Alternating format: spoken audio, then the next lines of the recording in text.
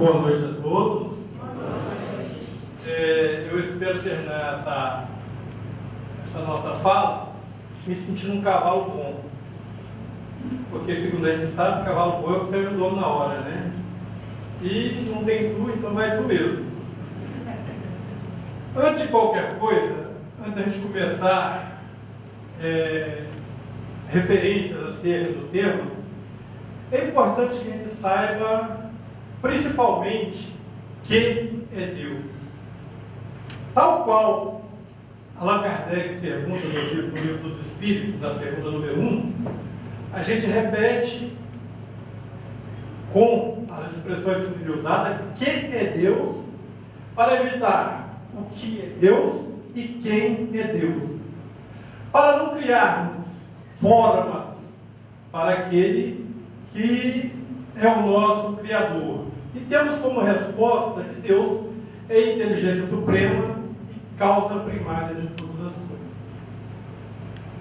Depois da pergunta 23 do livro dos Espíritos, Kardec pergunta de novo, quem é o Espírito?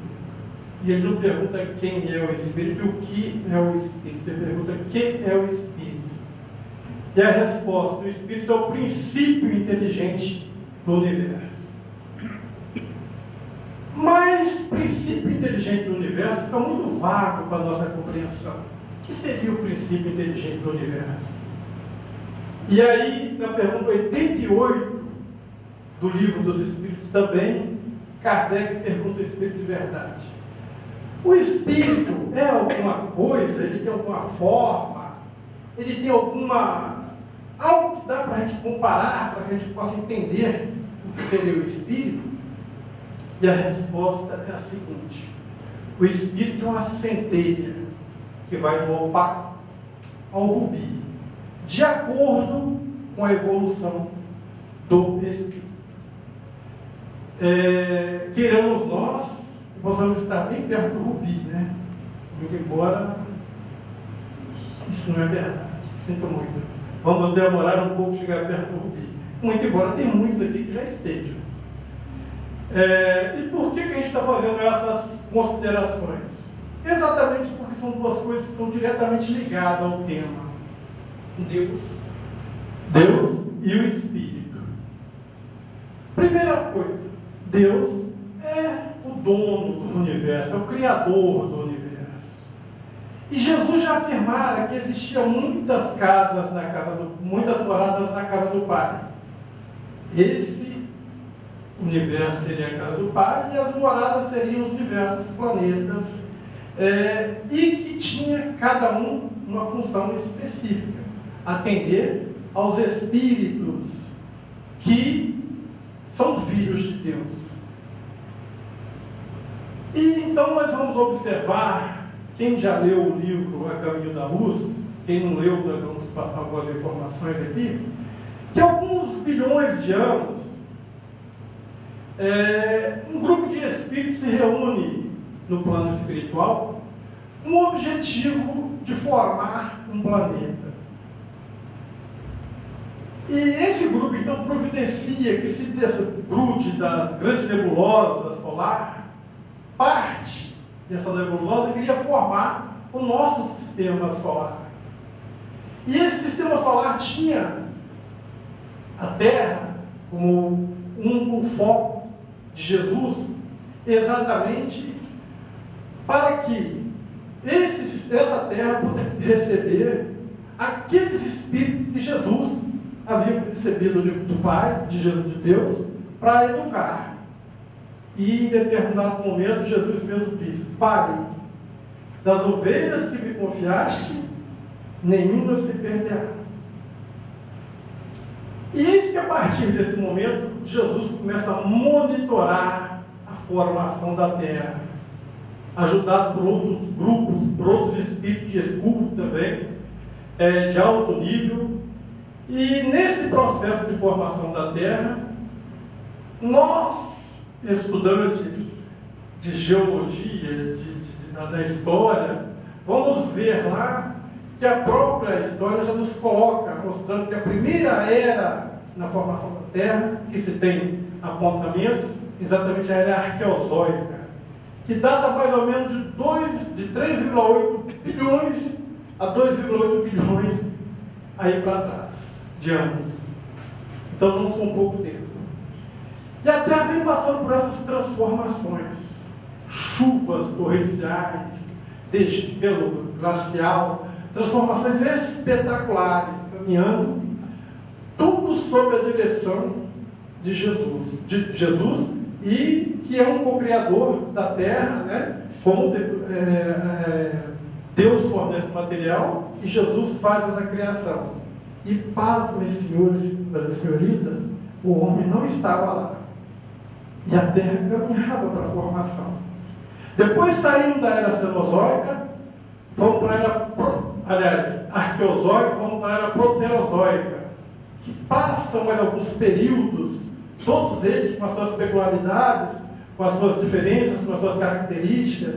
Chegamos na era Paleozoica, também com degelo, com chuvas torrenciais, com terremotos, com maremotos, com vulcões.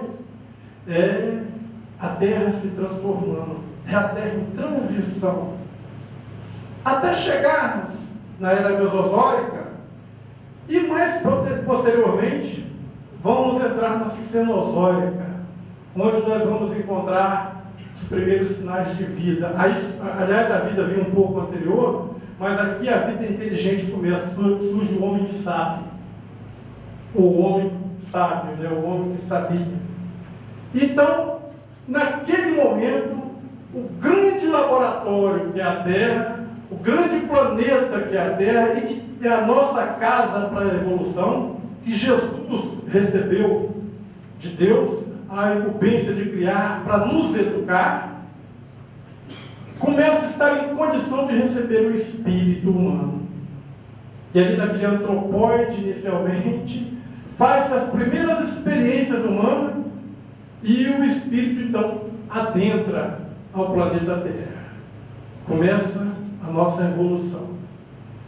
Mas eis que em dado momento, fora necessário acelerar a evolução do planeta. Fora necessário acelerar a evolução tecnológica e a evolução moral do planeta.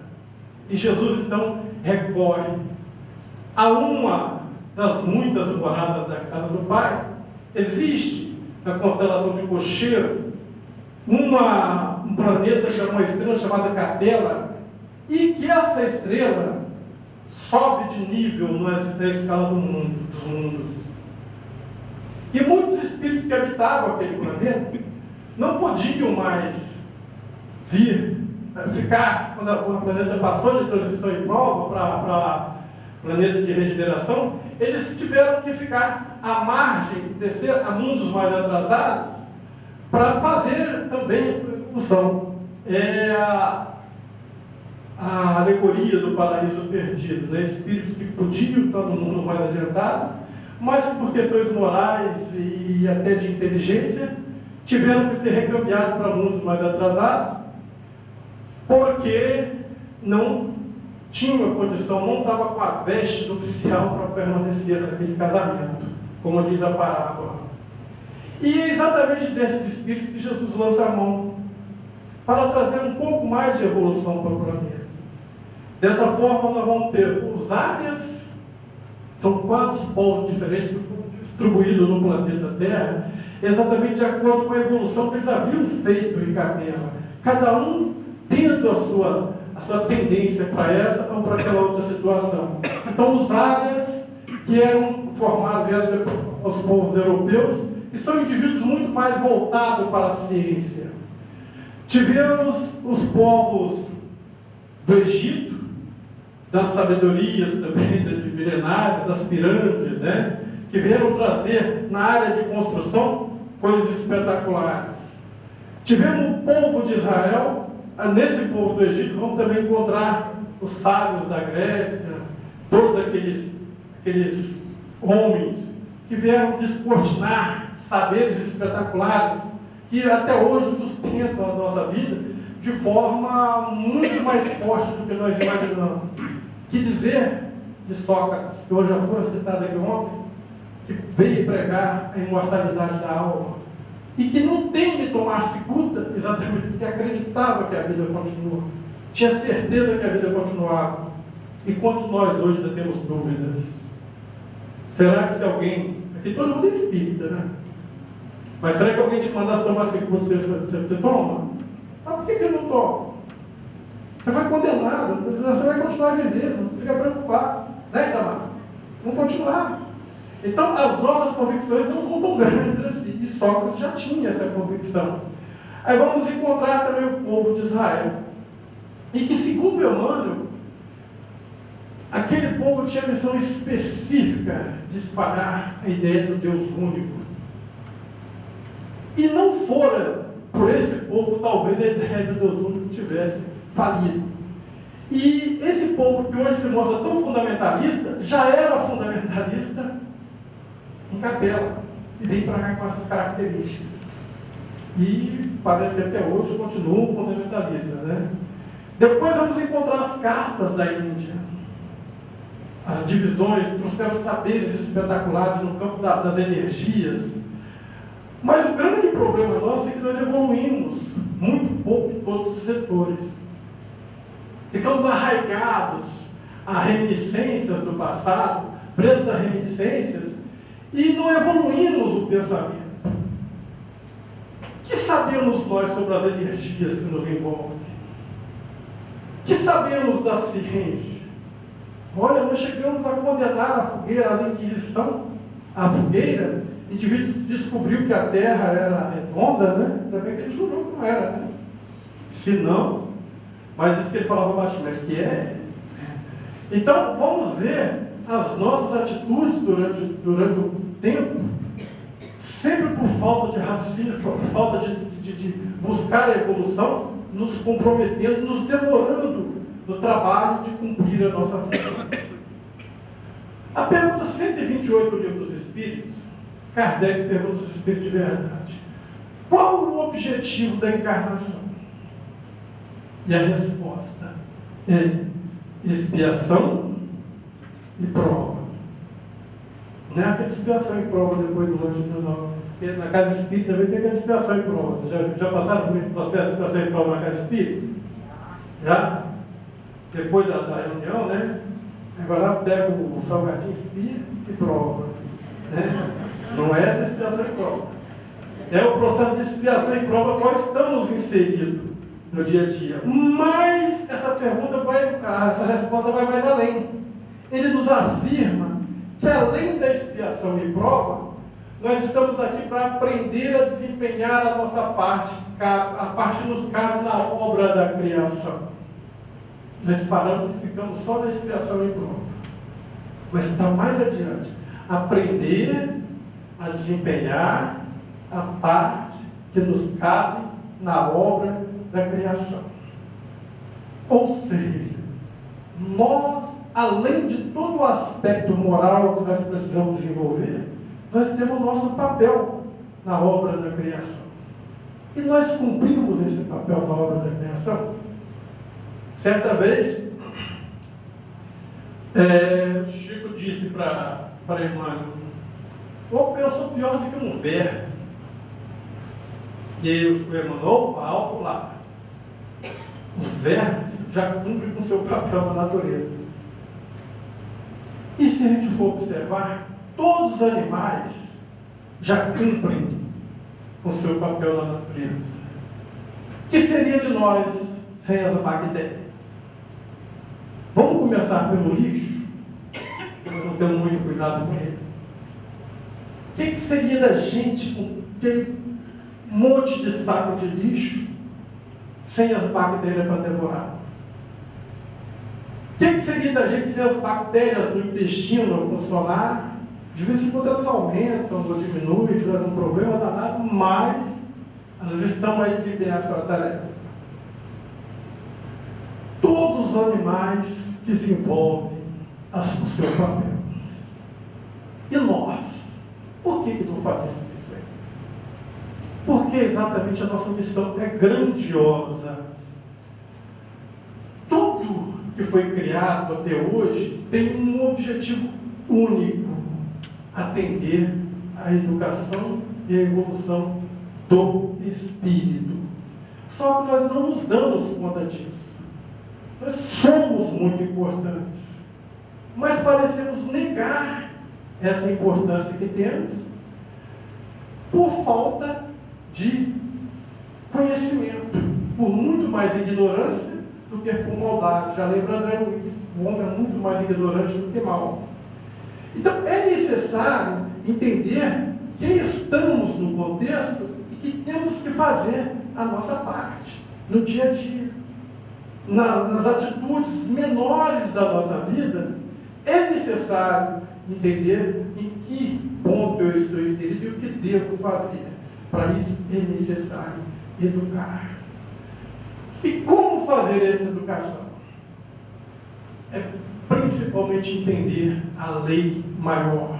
Na pergunta 614 do Livro dos Espíritos, Kardec pergunta o Espírito de verdade: a lei de Deus é a lei natural? É a resposta sim. E o homem só é verdadeiramente infeliz se dela se afasta. E parece que nós estamos bastante afastados da lei de Deus. Porque o que nós vemos de infelicidade é uma grandeza, né? Do ponto de vista natural, parece que nós somos criados felizes. E aí, ao nos afastarmos, vamos nos tornando infelizes. Exatamente porque negamos a nossa felicidade. E porque está na lei, nessa lei natural, um tópico que para a gente ele traz muito problema, que é o chamado trabalho, a lei de trabalho. Tudo na natureza está em movimento, tudo está trabalhando, a terra caminha e evolui até hoje. Nada, mas nada mesmo está estagnado, mas sempre pensando em trabalho. E o homem, infelizmente, deixa as coisas caminhar como está, primeiro, por falta de raciocínio. Nós só usamos um terço do nosso cérebro. A gente tem que caminhar para usar mais, para aprendermos a fazer o que a gente tem que fazer. No todo. Hoje todo mundo quer pensar assim: eu quero ser caridoso. Mas eu quero ser caridoso com o quê? Como a irmã Dulce, como a Madre Teresa de Calcutá, como quem mais? Chico Xavier, e todos fazem projetos espetaculares. E não é bem por aí. Cada um a nossa medida. Cada um precisa fazer a pequena parte para evoluir, a ponto de, na pergunta 643 do Livro dos Espíritos, Kardec indagar o seguinte: existe alguém no planeta que não pode se dizer que não tem condição de fazer o bem? A resposta é não, só se ele for muito egoísta. Porque mesmo que ele não seja caridoso, ele pode ser útil. E é do ponto de vista da utilidade que a gente precisa evoluir. A conservação do meio ambiente, portanto, não deveria ser uma bandeira política, uma bandeira de eleição, uma bandeira de alguém requisitar votos para defender essa causa, mas um problema individual de todos nós. Se nós soubermos que a nossa felicidade está plantada aqui. Jesus diz: os justos herdarão a terra. Chegará um momento que, assim como os exilados de Capela não tiveram condição de ficar no planeta, muitos de nós também não vamos ter condição de ficar no planeta. E sabe por quê? Porque você vai ter um carro bonito, mas aí vai andando por aí fora, na hora ele resolve jogar o lixinho lá, né? E já aproveita e já joga com a sacola de plástico para ver, que não demora. Né? Sou eu que tenho uma fábrica de sacola e falo que vou vender sacola degradável, biodegradável, e de repente aquela sacola faz essa experiência, ela vai demorar mais que é degradável do que o do outro.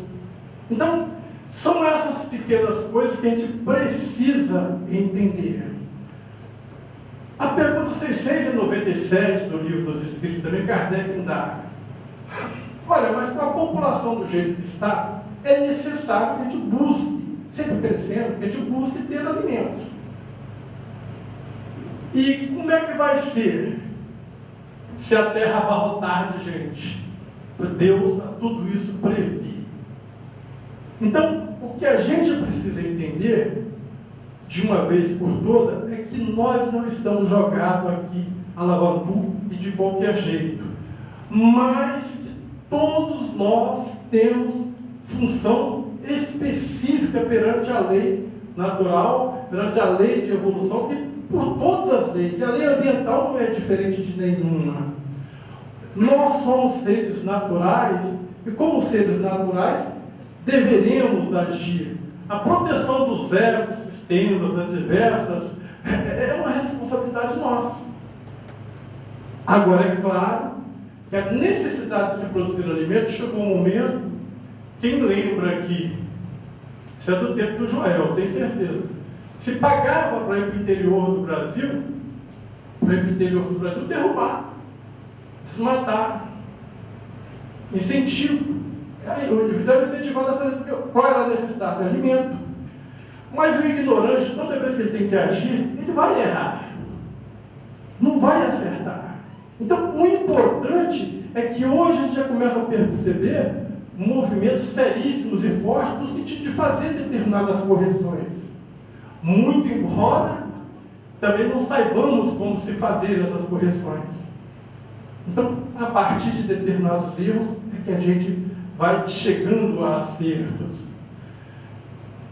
O grande problema é que em determinado momento nós acreditamos mesmo que o homem vai destruir a terra. Isso não é possível. Acreditar que o homem vai destruir a terra é de um pessimismo enorme, de um pessimismo de mau gosto terrível e sem entender que Deus a tudo preside. Que quando a terra começou a se formar, o homem lá não estava, e as coisas aconteciam, e nós chegamos até aqui sem que o homem começou a habitar aqui de 60 milhões de anos para cá. E antes, a terra já existia. Então, é pretensão demais da gente pensar que nós temos a capacidade de destruir a terra. Agora, o fato é que quanto mais cedo nós caminharmos para equilibrar o sistema, mais felizes seremos. Então, vejam só que nada está jogado por aí. Tudo é devidamente calculado, devidamente medido. Aquilo que a gente pensa que é destruição, a pergunta 680, Kardec pergunta se de verdade exatamente isso aí. Mas há muita destruição. E a resposta é a seguinte: o homem não vê senão um canto do quadro da natureza, das leis maiores. Então a gente vê um cantinho e não entende o resto. Se for necessário, se eu estiver atrapalhando, se eu estiver correndo o risco de fazer a Terra explodir, pode ter certeza que eu vou ter que sair desse planeta. Cadê Nero? Cadê os grandes pensadores? Cadê Hitler? Cadê tantos outros? Porque chega um momento que esses indivíduos que não dão mais condição para que o planeta continue evoluindo, que o planeta continue crescendo, vão ter que ser encaminhado à pátria, a um espaço, a pátria dos espíritos, até para que recebam novas informações dessas importantes, e que venham com novas atitudes. Aí, alguém certa feita me disse: mas o homem mata para comer os animais? Como é que trata disso? A gente colocava anteriormente, todo abuso será, na agressão à lei, será com certeza punido, porque a lei não é de castigo, é de correção. Mas o homem ainda necessita da carne para sobreviver. Mas ele não pode comer de vegetal? Mas o vegetal também não tem as suas dores? Hã? E aí, como é que nós fazemos? Ah, mas o vegetal fala sentimentos. E quem disse? Nós aprendemos lá que o espírito dormita no mundo mineral, sonha no vegetal, né? A sonha dormita no ajuda. E vive no homem, não é isso? Então, a gente vai ver que lá naquele princípio vegetal, nós vamos ter um espírito, um princípio espiritual também fazendo a sua individualização. Só que é necessário que a gente entenda que o bolo, a farinha, não é o bolo. A farinha de trigo é um componente do bolo, mas não é o bolo ainda. A distância do animal para o homem, para o espírito humano, é a mesma distância do homem para Deus. Então, são distâncias incomensuráveis. A pergunta 595 do Livro dos Espíritos, Kardec pergunta se pode chamar alma do animal. E a resposta é problema de vocês. Problema de nomenclatura, de expressão, é problema de vocês. Chama como quiser. Se quiser que seja uma alma, é. Mas, daí a querer comparar a alma do animal com a alma humana, vai uma distância muito grande ainda. E hoje, de fato, no planeta Terra, o que nos interessa é exatamente a nossa educação.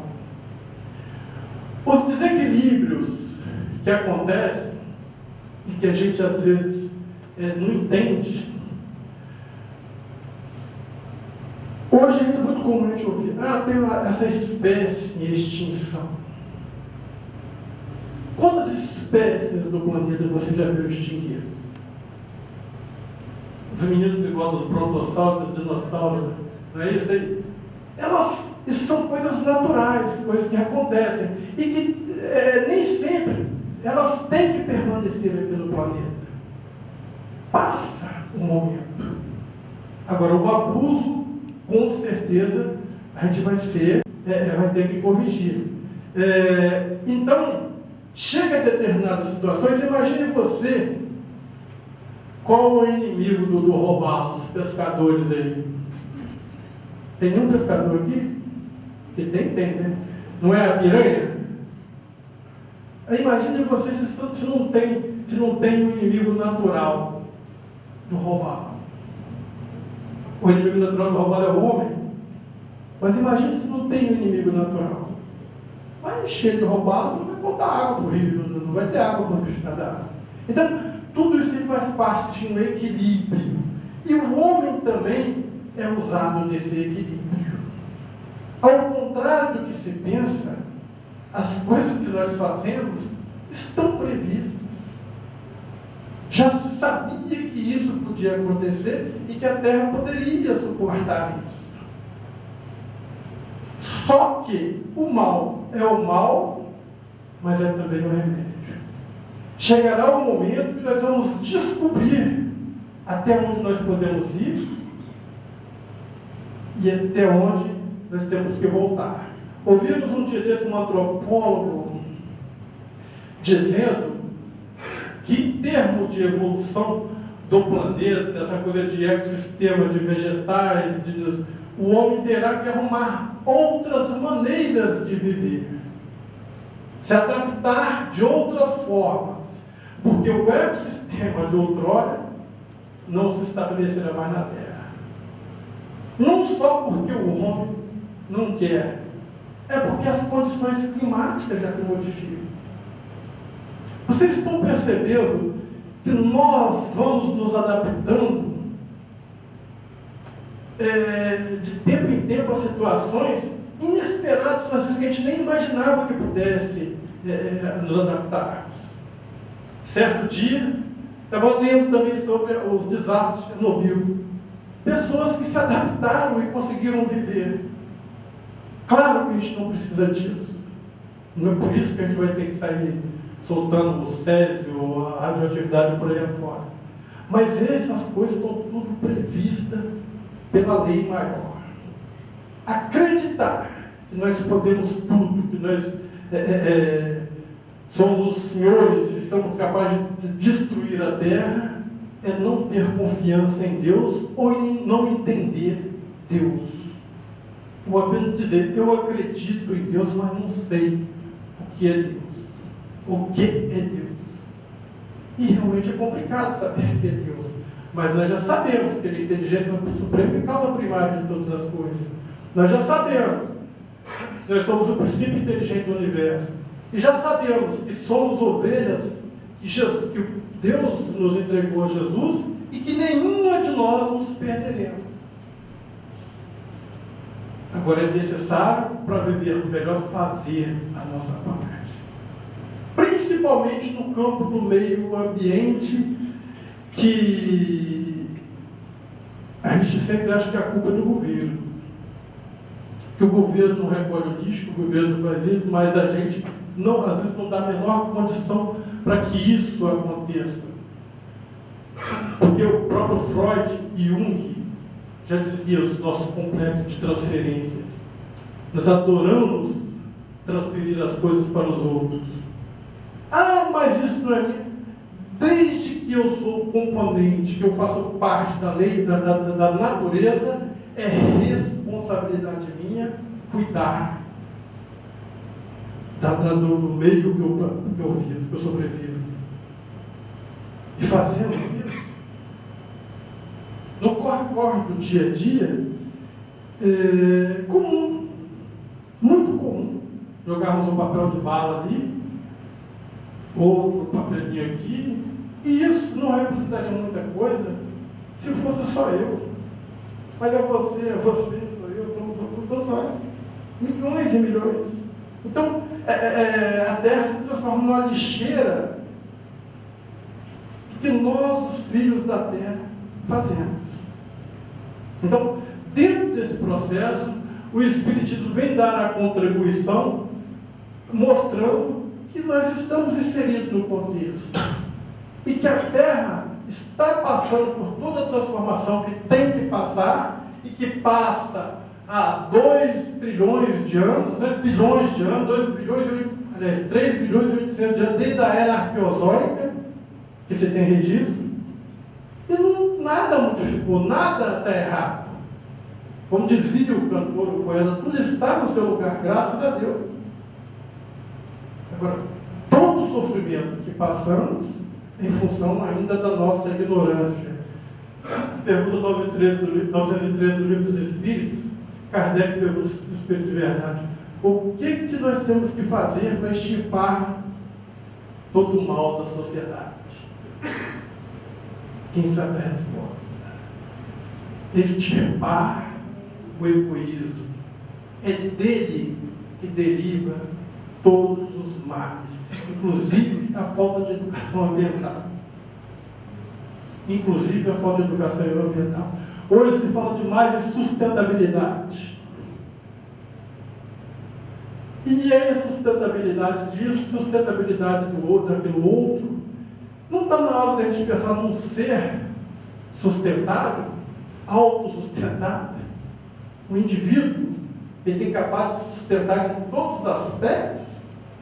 O indivíduo que seja capaz de criar o seu oxigênio, de criar a sua alimentação, de sobreviver dessa forma, não ele fazendo da própria mão, mas ele contribuindo de tal forma que cada um fazendo a sua parte, como beija-flor, nós vamos construir o todo. O indivíduo autossustentável. Gostou, cara? É o indivíduo autossustentável. É isso? Então a gente precisa pensar nisso. Me parece que Emmanuel, se não for Emmanuel, me desculpe, diz que o homem será muito mais sábio, muito mais útil, quanto menos ele disser: não quero, não faço, não sei, não preciso. Porque aí sim ele vai estar participando da vida coletiva. Vamos pensar na nossa casa, no nosso lar. Quantos Quantos de nós temos zelo com a nossa casa de forma ambiental? Quantos de nós, em vez de separar, fazer a nossa parte, estamos falando que o prefeito não faz, que o governo... Não porque eu defendo a prefeito A ou B, eu sei. É porque é uma responsabilidade nossa. Nós não cuidamos nem mesmo do nosso corpo, né? Nosso corpo é um elemento do ambiente. Ou o nosso corpo não faz parte da natureza? Né? E aí a gente vai para os nutricionistas, vai para os cardiologistas, vai para tudo, e o cara fala, não se alimenta disso, não se alimenta daquilo outro, não se alimenta... E aí o que a gente faz?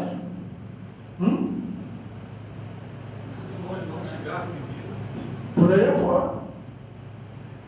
O nosso estado de consciência é bastante avançado.